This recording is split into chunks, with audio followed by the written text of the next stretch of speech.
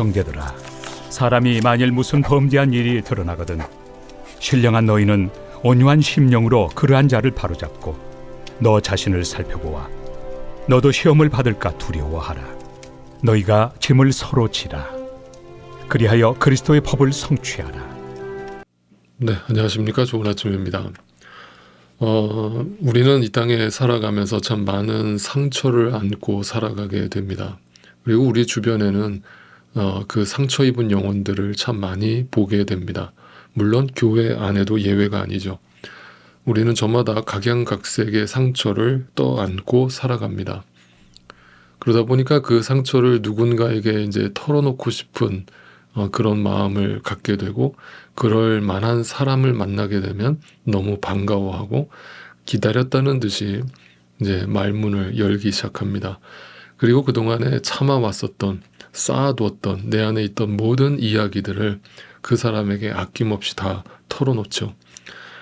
그러나 그때마다 어떤 속 시원하다라는 느낌을 받기보다는, 속 시원하다는 마음을 받는다는 것은 뭔가 내가 공감받았다, 이해받았다라는 느낌을 받기보다는 괜히 얘기했다, 괜히 얘기했나 라는 어떤 찜찜함만을 남길 때가 사실 더 많습니다. 왜냐하면 사람은 남의 얘기를 잘 듣지 못하기 때문에 그렇죠. 우리에게는 누군가의 이야기를 온전히 들을 만한 귀가 있지 않습니다. 왜냐하면 자기 얘기도 하기 바쁘기 때문이죠. 누가 남의 얘기를 몇 시간씩 앉아서 들어줄 수 있겠습니까? 그것은 너무나 고통스러운 일이고 힘든 일이죠. 그러니까 그거를 누가 해줄 수 있겠습니까? 내 배우자가 해주겠습니까? 내 자식이 해주겠습니까? 그러다 보면 점점 이제 입을 닫기 시작하는 거죠. 그러면 이제 사람은 점점 외로워지기 시작합니다. 그리고 이제 우리의 일상은 언제나 이런 식의 삶의 패턴을 반복하면서 항상 이제 또 다른 사람을 찾아서 누군가 내 이야기를 들어주기를 바라면서 그 만남을 또 이어가는 것이죠. 그래서 이제 우리에게 어떤 전문 상담가들이 존재하기는 하지만 또 그들에게 찾아가서 이야기를 한다는 것이 말처럼 쉬운 일은 아니죠. 그래서 이제 교회 안을 둘러보게 됩니다. 교회 안에 나이가 많으시고 또 신앙적인 연륜이 있으신 장로님들이나 권사님들을 찾아가서 어떤 신앙 상담을 해보려고 하면 그때마다 충격을 받게 되는 것은 그분들이 들려주는 이야기가 전혀 신앙적이지 않다라는 것에 일단 첫째적으로 놀라고, 또 하나는 나름대로 그분들이 신령하다라고 하시는 분들은 내 이야기를 끝까지 듣지도 않고 그 이야기를 함부로 판단하고 정죄하려고 달려드신다라고 하는 사실이죠. 그래서 그 모습을 보고 너무나 놀래서 기겁을 하고 도망을 치게 되는 거죠. 그러니까 상처를 싸매러 갔다가 오히려 더 큰 상처를 받고 돌아오는 경우가 교회 안에서 아주 흔하게 벌어지는 일입니다. 정말 우리가 사는 인생은 힘듭니다. 그래서 저도 목사지만 늘 이런 부분들을 고민하고 또 교회가 어떤 방향으로 나아가야 될지를 늘 고민할 수밖에 없습니다. 그럴 때 다시 한번 성경에 눈을 돌리면서 성경은 우리한테 어떻게 권면하고 있는가, 이 문제를 어떻게 해결하라고 우리에게 들려주고 있는가를 들여다볼 필요가 있습니다. 오늘 본문 갈라디아서의 이 말씀은 교회가 그 성도들과 사람들, 영혼들을 어떤 방식으로, 어떤 태도로 취해야 되는가를 잘 설명해 주고 있습니다. 사도 바울은 첫째로 교회 안에도 얼마든지 신앙적으로 여리고 미성숙한 성도들이 있을 수 있음을 인정하고 있어요. 자, 오늘 본문 1절을 볼까요? 형제 자매 여러분. 자, 성경에서 늘 계속 반복되는 호칭이죠. 교회 성도들을 향해서 형제 자매. 그러니까 이건 뭐예요? 믿음의 식구라는 뜻이잖아요. 그죠? 그러니까 믿음의 식구로 인식할 때 일단 그 기본 자세부터가 다르죠. 그냥 나하고 남으로 대하는 거하고, 이분은 내가 믿음 안에서 만난 내 가족이야, 내 형제야, 내 자매야, 이런 시선으로 바라보면 일단 그분을 대하는 태도가 달라집니다. 그 사람을 내가 함부로 정죄하려 들겠어요? 그렇지 않죠. 자, 계속 읽어볼까요? 형제 자매 여러분, 나의 믿음의 식구된 여러분, 어떤 사람이 어떤 죄에 빠진 일이 드러난다면, 자, 그 가족 중에 한 사람이, 그 믿음의 식구 중에 한 사람이 죄에 빠졌어요. 여러분, 믿는 사람도 죄에 빠질 수 있습니까? 없습니까? 있어요. 왜 그래요? 육체의 한계를 가지고 있기 때문이라고 그랬죠. 그러면 죄에 왜 빠졌어요? 시험이 들었기 때문에, 유혹에 빠졌기 때문에 죄를 짓게 된 거잖아요. 그죠? 그건 뭐예요? 믿음이 연약하기 때문이잖아요. 그 뿌리가, 신앙의 뿌리가 시냇가에 심겨진 나무가 아니라 바람에 나는 겨와 같기 때문에 언제든지 흔들릴 수 있는 거예요. 여러분 잘 생각해 보세요. 우리가 언제 죄에 빠지는가?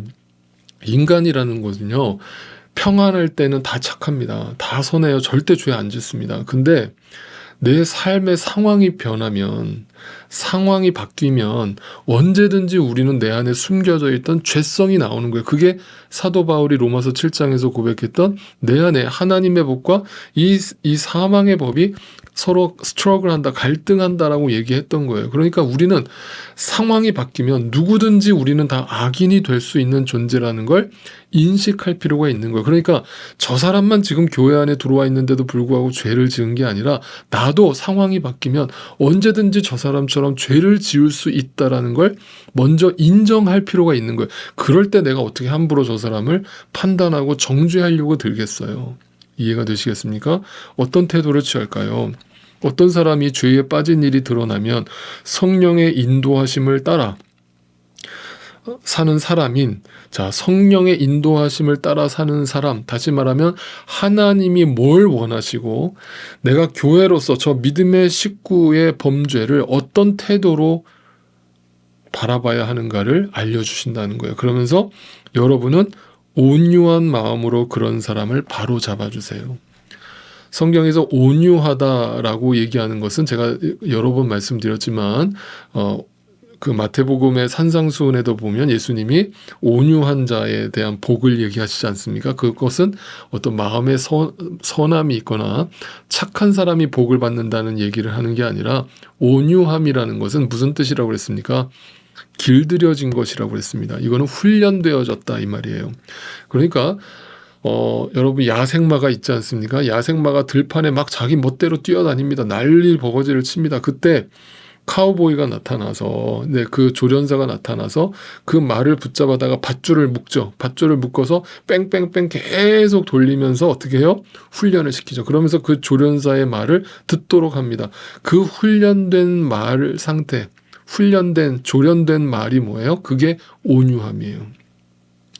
그러니까 우리 안에 온유함이 발견된다는 건요, 내가 잔잔하다는 뜻이고 내가 뿌리를 내렸다는 뜻이고 하나님의 뜻을 성령을 통해서 분명히 알고 있는 사람이 막 그 뿌리를 몰라서 흔들리고 있는 사람을 붙잡아 줄 수 있다는 뜻이 되는 거예요. 아시겠어요? 그러니까 우리가 누군가에게 상담을 하고 또 그 영혼을 신앙적으로 붙들어 줄 수 있다라는 건 먼저 내가 온유한 자가 될 때, 온유한 자가 될 때 하나님 앞에 연단받고 훈련받은 자가 되어서 내 삶은 어떤 상황이 변해도 흔들리지 않고 한결같이 시냇가에 심겨진 나무처럼 그 믿음에 서 있을 때 누군가의 흔들리는 마음을 붙잡아 줄 수 있는 거죠. 그 붙잡아 준다는 건 막 신앙적으로 권면하고 막 이렇게 하라고 막 지시를 내리는 그런 게 아니라 사랑으로 기다려주고 품어주는 거예요. 네. 온유함으로 기다려주는 거예요. 왜냐하면 우리는 그걸 다 이미 겪었거든요. 경험했거든요. 우리도 그 야생마처럼 뛰어다니던 때가 있었거든요. 그 죄의 유혹을 쉽게 받던 때가 있었거든요. 그런데 그 연단의 과정을 다 거치고 나서 이제는 어느 정도 그 사람보다는 더 신앙적으로 단단해졌을 때 그 영혼을 기다려주고 품어줄 수 있는 마음이 생기는 거죠. 그러면서 계속 볼까요? 그런 사람을 바로 잡아주고 자기 스스로를 살피래요. 그 사람만 잡아주고 해서 내가 더 저 사람보다 우월하다는 생각 절대 갖지 말고 너 자신도 돌아봐. 그 사람의 죄를 통해서 너도 돌아봐. 너도 언제든지 저 사람처럼 넘어질 수 있는 존재야. 그러면서 유혹에 빠지지 않도록 조심하라. 네.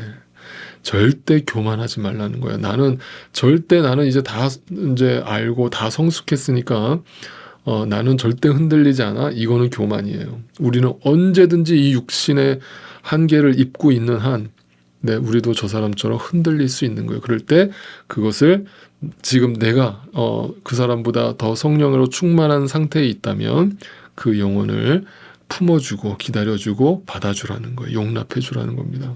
그래서 그것이 그 사람을 잡아주는 거예요. 그럴 때 2절을 보세요. 여러분은 서로 남의 짐을 져주세요. 거기 중요한 단어 서로에다가 동그라미를 쳐놓으세요. 여러분 누군가 한 사람한테 남의 짐을 지세요 라고 얘기하고 다른 사람한테는 그런 얘기를 안 한다면 그 한 사람은 얼마나 부담스럽습니까? 여러분 내 짐도 지기 힘든데 남의 짐까지 지고 어떻게 살아요? 이거는 정말 사람 죽이는 일이잖아요. 그죠? 그런데 중요한 건 서로예요. 서로 남의 짐을 져준다는 건 뭐냐면 서로에게 부담을 주지 않는 거죠. 네, 그래서 그 사람에게만 책임을 돌리지 않는다는 뜻을 말해요. 자, 교회 안에서 어떤 문제가 발생했다고 가정해 볼게요. 또는 어떤 연약함이 드러났다고 가정해 볼게요. 그러면 그걸 그 사람만의 문제로 돌리면 그 사람한테 짐을 다 떠넘기는 거가 되는 거죠. 이해가 되세요? 근데 우리는 믿음의 식구라고 했잖아요. 우리는 그리스도 안에서 하나 된 교회라고 했잖아요. 그러면 어떻게 해야 돼요? 그 문제를 나의 문제처럼 생각하고 첫째로는 어떻게 해야 돼요? 기도해야죠. 그 영혼을 위해서 그 영혼이 지고 있는 그 짐이 그것 때문에 쓰러지지 않도록 저 사람이 저것 때문에 무너지지 않도록 그 영혼을 위해 아낌없이 기도해 줘야죠. 그죠? 그리고 아까 얘기했듯이 온유함으로 권면하고 때로는 조언도 해주고 때로는 그 신앙적으로 이끌어주는 것을 서로 해주는 거예요. 그럴 때 서로가 서로의 버팀목이 되어주고 위로가 되어줄 수 있는 거겠죠. 여러분 이게 교회 공동체예요. 그래서 여러분 교회 안에서 예배를 통해서 그냥 말씀만 듣고 끝나는 것이 예배가 아니라고 그랬죠. 그게 신앙생활이 아니라고 그랬죠. 주일날 우리가 왔을 때 이렇게 예배가 후에 이렇게 성도들과 함께 교제를 나누는 게 왜 중요하다고 그랬습니까? 그 교제를 통해서 서로의 버팀목이 되어주는 걸 확인하는 거예요. 그러니까 그 시간에 여러분 그냥 어떤 세상적인 얘기만 나누지 마시고 서로의 힘든 얘기도 좀 서로 나누시고 들어주시고 그리고 조언도 해주시고 신앙적으로 이끌어주는 그런 교회가 될 때 그 교회가 성경적인 교회가 될 것이고 하나님 안에서 하나 된 교회의 모습이라고 할 수 있겠죠. 그 2절 계속 볼까요? 여러분은 서로 남의 짐을 져 주십시오. 그렇게 하면 여러분이 그리스도의 법을 성취하실 것입니다. 그리스도의 법이 뭐예요? 새 언약을 얘기하잖아요. 하나님의 법, 새 언약, 하나님 사랑과 이웃 사랑이 하나라는 것을 비로소 보게 될 것이고 실천하게 될 것입니다. 그것이 교회가 존재하는 목적입니다.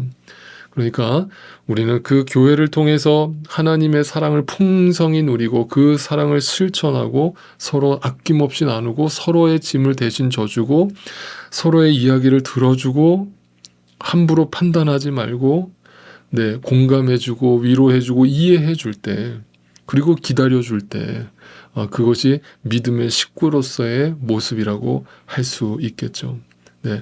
우리 교회가 바라옵기는 그런 모습으로 하나님 앞에 발견되어지기를 소망하고 저와 여러분이 누구 한 사람만의 책임으로 떠넘기는 것이 아니라 서로가 함께 짐을 져줌으로 우리가 조금씩이라도 함께 나아가는 우리 교회 이름처럼 함께 나아가는 그런 주님 앞에서 함께하는 교회로 발견되어지고 서 있게 되기를 진심으로 소망합니다. 오늘도 이 말씀을 붙들고 누군가에게 온유함으로 다가서실 수 있기를 바랍니다.